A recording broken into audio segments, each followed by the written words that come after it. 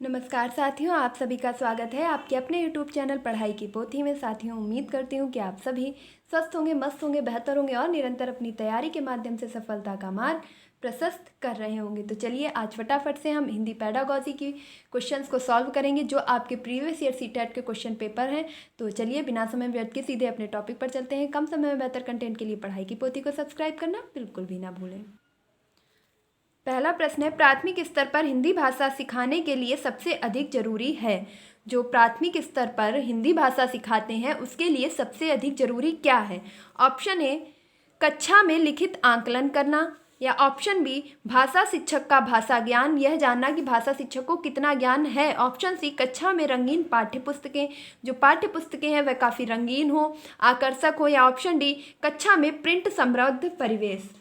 तो यहाँ पर आप फटाफट से अपने सही उत्तर का चयन करेंगे। और जैसा कि मैंने पहले भी कहा था कि आप मुझे कमेंट्स बॉक्स में ज़रूर बताइएगा कि आपके लिए टैग वर्ड वीडियो लाया जाए, आपको उसकी ज़रूरत है या नहीं है, आप पेपर अच्छे से सॉल्व कर पा रहे हैं, आप इस चीज़ में सक्षम हैं कि आपको किसी भी टैग वर्ड की ज़रूरत नहीं है, तो आप मुझे ज़रूर बताइएगा। लेकिन मैं इतना ज़रूर कह सकती हूँ, अगर मैं टैग वर्ड से रिलेटेड वीडियो लाऊंगी तो आपके कम से कम, ज़्यादा नहीं तो 85% पोर्शन आप टैग वर्ड से ही सॉल्व कर जाएंगे।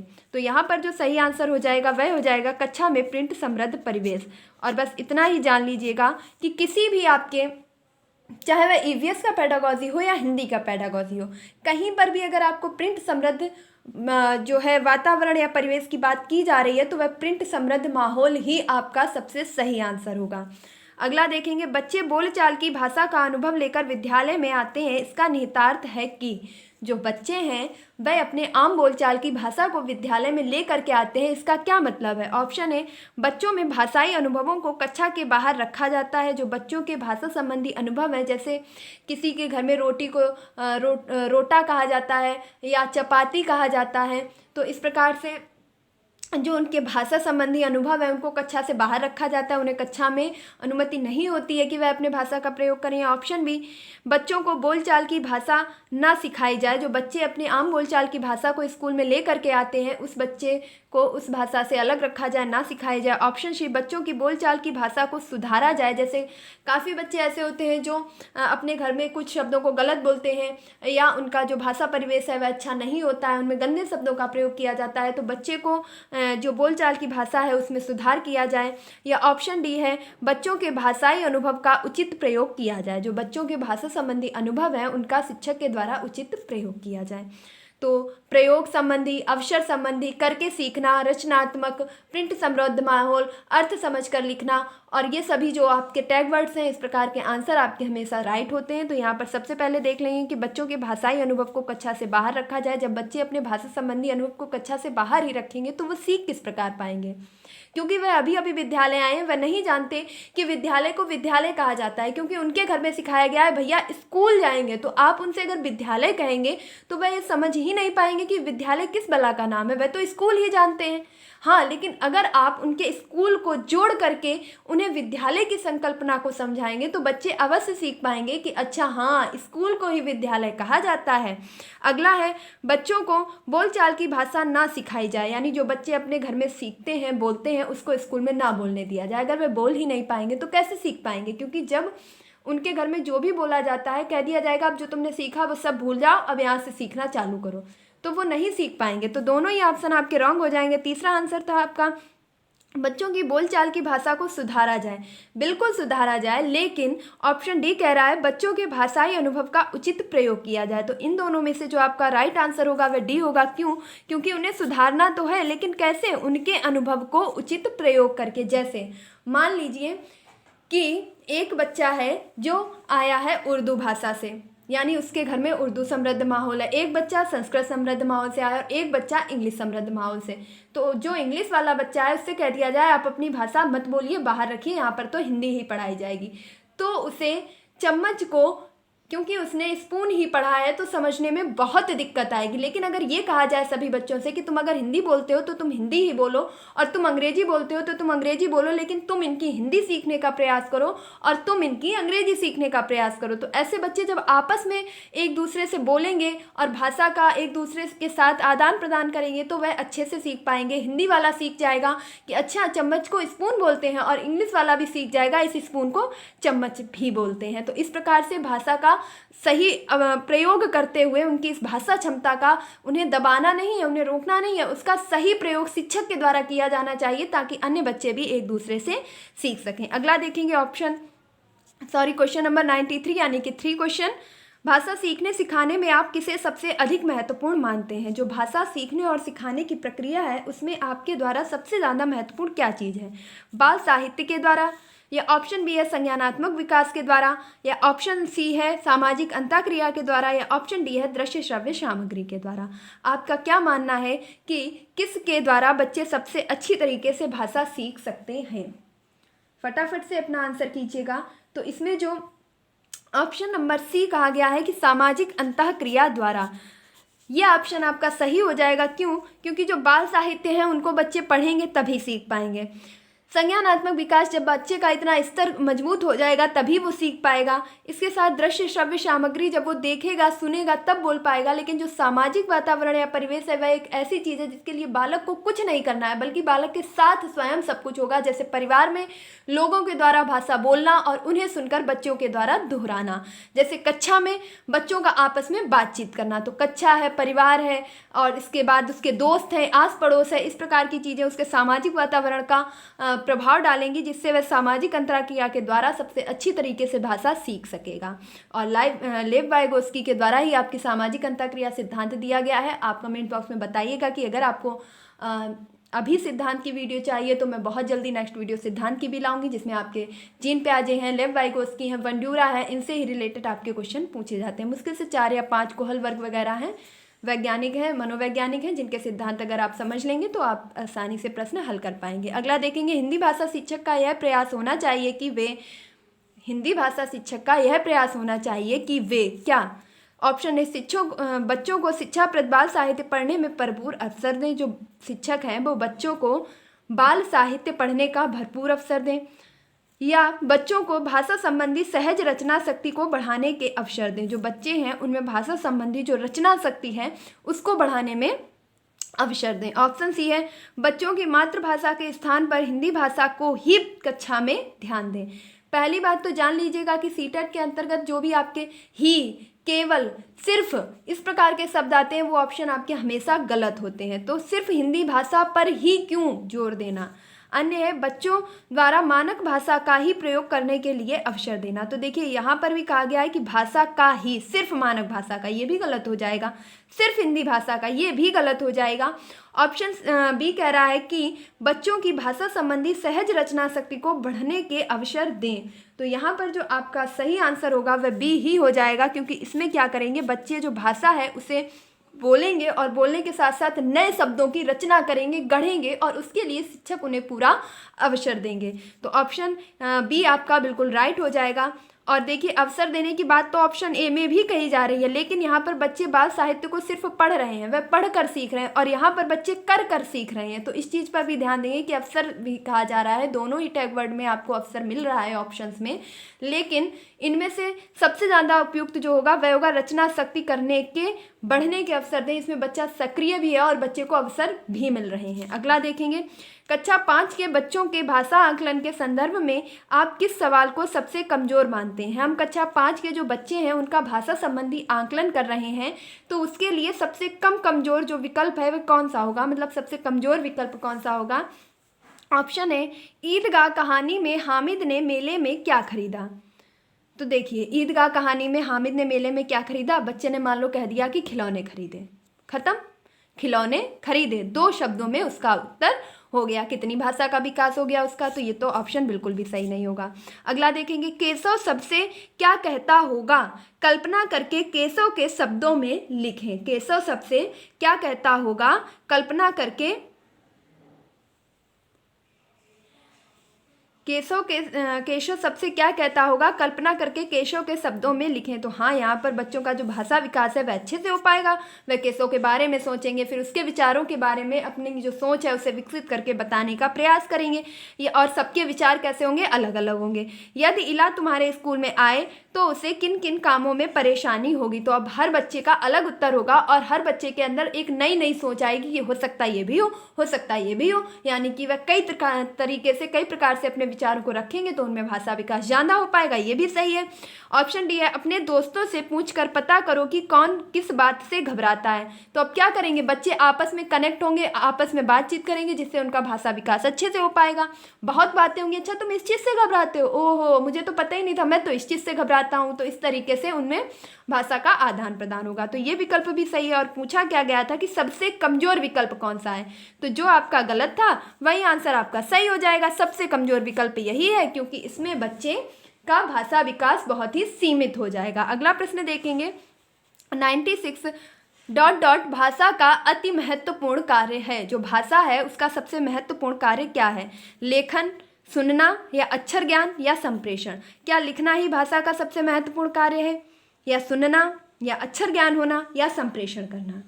तो ये आंसर तो आप सभी कर पा रहे होंगे, बहुत ही आसान है। जो लेखन है, सिर्फ लिखने से भाषा का विकास नहीं हो सकता। जो सुनना है, इससे भी नहीं हो सकता, क्योंकि यहाँ पर तो बच्चा बोल ही नहीं रहा है, सुनी ही जा रहा है, बोल ही नहीं रहा, तो विकास कहाँ से होगा भाषा का। और अक्षर ज्ञान, उसने सिर्फ अक्षर ज्ञान लिया है, लेकिन उसे अक्षर ज्ञान के अलावा किस तरीके से सामाजिक वातावरण में उसे अपने विचारों को प्रस्तुत करना है, वो अभिव्यक्ति उसके अंदर है ही नहीं, तो भाषा विकास कैसे हो पाएगा। लेकिन अगर उसका संप्रेषण कौशल अच्छा है, जिसके अंतर्गत उसके लिखित, मौखिक और सांकेतिक, इसके साथ साथ अक्षर ज्ञान, सभी चीज़ों को समावेशित करके वह संप्रेषण में अगर कुशल है, तो उसका भाषा विकास अति महत्वपूर्ण तरीके से हो पाएगा। अगला प्रश्न देखेंगे, सुनने और लिखने की कुशलता का आकलन करने का सबसे अच्छा तरीका कौन सा है। किस तरीके से हम सुनने और लिखने की क्षमता का सबसे अच्छी तरीके से आकलन कर सकते हैं। ऑप्शन ए, सुनी गई कहानी को शब्द सह लिखना। जो कहानी मैंने आपको सुनाई है उसे आप शब्द सह लिखिए, जिस जिस शब्द में मैंने आपको सुनाई है एक भी शब्द मिस किए, बिल्कुल वैसे ही हूबहू लिख दीजिए। क्या ये तरीका भाषा आकलन का या सुनने लिखने की क्षमता का सबसे सही तरीका है। ऑप्शन बी है, कविता सुनना और शब्दशः लिखना। कविता सुनिए और उसे भी शब्दशः लिखिए। ऑप्शन सी है, कविता सुनकर प्रश्नों के उत्तर लिखना। ऑप्शन डी है, सुनी गई कविता को अपने शब्दों में लिखना। तो क्वेश्चन नंबर 97 यानी कि 7 नंबर क्वेश्चन का जो सही आंसर होगा वह हो जाएगा 4th, यानी कि सुनी गई कहानी को अपने शब्दों में लिखना। सुनी गई कहानी को शब्दशः यदि बच्चे लिखेंगे ऑप्शन ए में जैसा कहा जा रहा है, तो उससे उनके अंतर्गत जो उनका स्वयं का संज्ञानात्मक विकास है वह नहीं हो पाएगा। वह अपने विचारों को कभी भी स्पष्ट नहीं कर पाएंगे, बल्कि उनके अंदर रटने की क्षमता का विकास होगा। ऑप्शन बी भी शब्दशः लिखने की बात कर रहा है, इसलिए ये भी गलत हो जाएगा। कविता सुनकर प्रश्नों के उत्तर लिखना, जो कि बंधे बंधाए हो जाएंगे। और यदि कहा जाए कि सुनी गई कहानी को अपने शब्दों में लिखिए, तो प्रत्येक बच्चा अपनी अपने विचारों की अलग अलग प्रकार से अभिव्यक्ति करेगा और उनका भाषा विकास अच्छा हो सकेगा। अगला देखेंगे 98, सार्थक पढ़ते समय कभी कभी वाक्यों शब्दों की पुनरावृत्ति करता है। यह भाषाई व्यवहार दर्शाता है कि जो सार्थक है वह कभी कभी जब पढ़ता है तो पढ़ते पढ़ते वह किसी भी वाक्य को 2 बार दोहरा देता है। जैसे राम घर जाता है सीता खाना, राम घर जाता है सीता खाना पकाती है और वह नहाती है, सीता पकाती है खाना और वह नहाती है। इस प्रकार से वह आधी लाइन बोल जाता है, फिर से पीछे से आधी लाइन बोल के आता है। इस प्रकार की जो समस्या होती है, इसे क्या कह सकते हैं, यह व्यवहार क्या दर्शा रहा है कि उसे लंबे शब्दों को पढ़ने में कठिनाई होती है। या ऑप्शन बी, वह पढ़ने में अधिक समय लेता है।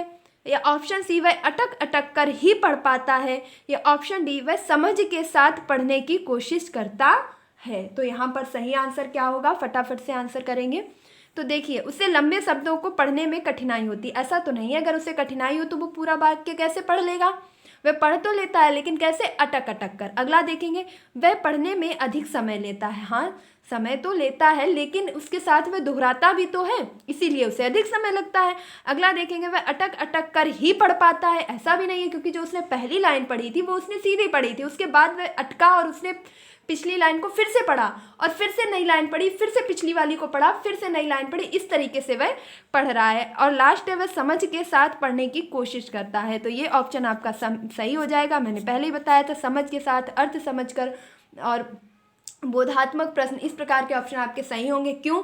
क्योंकि जो मान लीजिए कोई भी बच्चा है, रवि है, श्याम है, कोई भी है, इसलिए बार बार अटक के पढ़ता है क्योंकि वह जैसे पढ़ गया राम घर जाता है, फिर सीता खाना राम घर जाता है, क्योंकि जब वह यहाँ तक पहुँच पाता है कि सीता खाना पकाती है, तब तक वह पिछली वाली लाइन का कहीं अर्थ ना भूल जाए, इसीलिए वह फिर से उसे पढ़ता है कि मैं उस चीज़ को भूलूँ ना, एक बार उसे फिर से समझ लूँ और फिर आगे की लाइन को कंटिन्यू करता हूँ। तो बच्चा कैसे पढ़ रहा है? अर्थ को समझ समझ कर धीरे धीरे पढ़ने का प्रयास कर रहा है। अगला देखेंगे, हिंदी भाषा में आकलन का उद्देश्य नहीं है।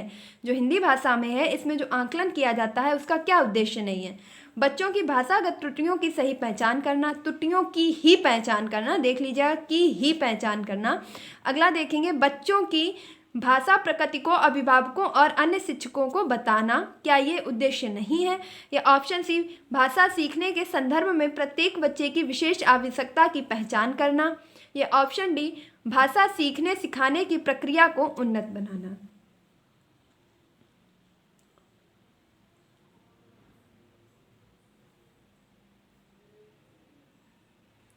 तो यहाँ पर जो सही आंसर होगा वह हो जाएगा ऑप्शन नंबर बी, कि बच्चों की भाषा प्रगति को अभिभावकों और अन्य शिक्षकों को बताना। ये भाषा आकलन का उद्देश्य नहीं है। क्यों? क्योंकि भाषा आकलन का तो उद्देश्य यह है कि हम बच्चों की त्रुटियों को पहचानें, इसके साथ साथ बच्चों की जो सीखने के संदर्भ में प्रत्येक बच्चे की अलग अलग आवश्यकताएं होती हैं। कोई जल्दी सीखता है, कोई बाद में सीखता है, कोई मात्रा वाले शब्दों को नहीं सीख पाता है, तो कोई अंग की मात्रा वाले शब्दों को नहीं सीख पाता है। तो हम इस चीज़ का अलग अलग वर्गीकरण करके समझ सकेंगे मूल्यांकन और उपचारात्मक आंकलन के द्वारा कि किस बच्चे को किस चीज़ के बारे में ज़्यादा सिखाना है। ऑप्शन डी है, भाषा सीखने सिखाने की प्रक्रिया को उन्नत करता है। तो ये भी सही है कि अगर हम आंकलन करेंगे तो उससे जो बच्चे हैं वे अच्छे से भाषा सीख पाएंगे, समझ पाएंगे। तो इसका जो सही आंसर होगा वह होगा ऑप्शन नंबर बी, बच्चों की भाषा प्रगति को अभिभावकों और अन्य शिक्षकों को बताना। ऐसा नहीं है कि कोई बच्चा कम सीख पा रहा है तो हम सभी अभिभावकों में बता करके उसकी मजाक बनाए, इस तरीके का कुछ नहीं करना है। हम क्यों करते हैं? क्योंकि शिक्षक का उद्देश्य होता है कि उसको और अच्छे तरीके से सिखा पाना, उसकी कमियों को जान पाना, उसकी कमी को किस प्रकार दूर किया जाए, इसलिए हम आकलन करते हैं। ऑप्शन जो बी है यानी कि 2 नंबर आपका सही हो जाएगा। अगला प्रश्न देखेंगे, आपके विचार में प्राथमिक स्तर पर उत्कृष्ट लेखन कार्य का उदाहरण है। जो आपके विचार में प्राथमिक स्तर पर लेखन कार्य किया जाता है, जो उत्कृष्ट लेखन, उसका क्या उदाहरण है? किसी आंखों देखी घटना का लिखित वर्णन करें, छुट्टियां कैसे मनाई इस विषय पर अनुच्छेद लिखें, मेरे सपनों का भारत विषय पर अनुच्छेद लिखना, पाठ्य पुस्तक से इतर कठिन शब्दों का श्रुत लेख लिखना। हमें बच्चे की लेखन क्षमता के बारे में पता करना है, तो सबसे अच्छा उदाहरण क्या होगा? सबसे अच्छा उदाहरण होगा कि किसी आंखों देखी घटना का लिखित वर्णन करना। इसमें बच्चा क्या होगा, जो उसके साथ स्वयं घटित हुआ है, स्वयं करा है, उसने देखा है, अनुभव किया है, उसके बारे में वह अच्छे से लिख पाएगा।